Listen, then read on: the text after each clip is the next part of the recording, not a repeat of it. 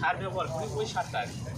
তো এই সাদা সার এটা জমিতে ছোটো বড় এটা সমস্যা নাই, কিন্তু সাদা সার এটা জমিতে ব্যবহার করার জন্য এই সারটা ব্যবহার করি। তো আমরা একটা ইউএমএস তৈরি করতে গেলে আমাদের লাগতেছে ইউরিয়া সার, পানি, তারপর হচ্ছে রাব, আর হচ্ছে শুকনা খড়।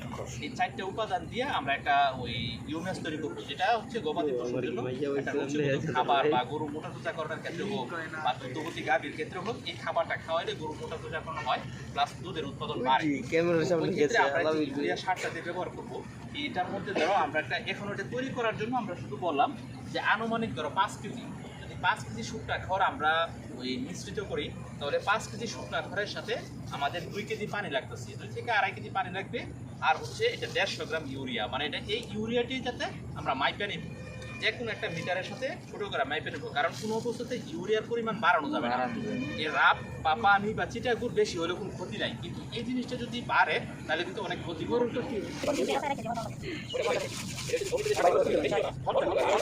সাথে আমরা আগে গোলায় নেব, কারণ রাব আর পানি এবং ইউরিয়ার সার যদি একসাথে গোলাই তাহলে কিন্তু ওই ইউরিয়াটা পুরোপুরি গলে না। এটা হচ্ছে ধরো ভারী, এটা বাটাটা দিয়ে কামড়ার দিয়ে খাওয়াই, এটা ভালো করে মানে মিক্স করতে হবে। মিক্স করা হচ্ছে পানির সাথে মিশ হলেও বা